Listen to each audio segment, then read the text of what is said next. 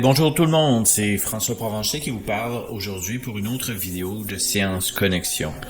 Le sujet aujourd'hui n'est pas ce qui avait été prévu, non. C'est plutôt un sujet qui s'est invité à l'agenda.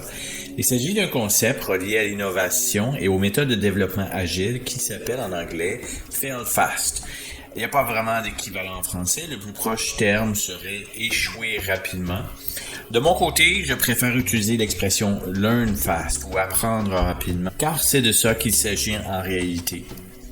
L'objectif est de réduire le plus possible le temps entre la création d'un concept et sa validation. Plus ce temps est court, plus il est possible d'itérer et donc d'apprendre rapidement. En fin de semaine, j'ai pu expérimenter avec ce concept.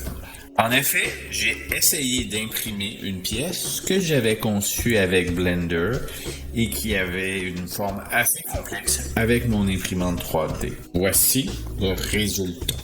Des morceaux de plastique de toutes les formes possibles, sauf la forme souhaitée. J'ai essayé d'ignorer les lois de la physique et de la topologie et je me retrouve avec un tas de plastique à composter. En effet, j'utilise des filaments de PLA ou de l'acide polyactique pour mon imprimante 3D. C'est ce qu'on retrouve le plus, qu'on utilise le plus avec les imprimantes 3D maison.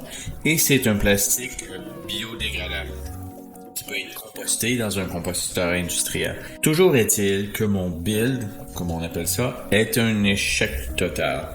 Et c'est un des grands avantages de l'impression 3D, c'est d'être capable de pouvoir fabriquer et tester rapidement un concept ou un design.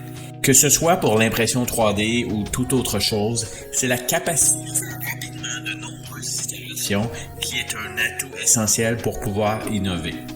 En effet, on réussit très rarement du premier coup et c'est à force d'essais et d'erreurs que l'on parvient, et quelquefois seulement, à une solution intéressante. Ce manque d'itération est sans doute l'une des raisons pour lesquelles la grande majorité des programmes aéronautiques, des programmes d'avion, prennent beaucoup plus de temps et coûtent beaucoup plus cher que prévu.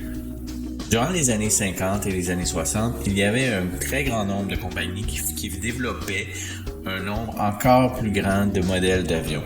Les ingénieurs pouvaient développer des nouveaux modèles d'avions à tous les 2, 3 ou 4 ans et développer rapidement leurs compétences en fonction du grand nombre d'itérations qu'ils pouvaient faire. Mais de nos jours, souvent les programmes d'avion vont durer 10, 15, 20 ans et un ingénieur aéronautique peut travailler que sur 1 ou 2 ou 3 programmes majeurs durant sa carrière, ce qui réduit beaucoup le nombre d'itérations qu'il est possible de faire.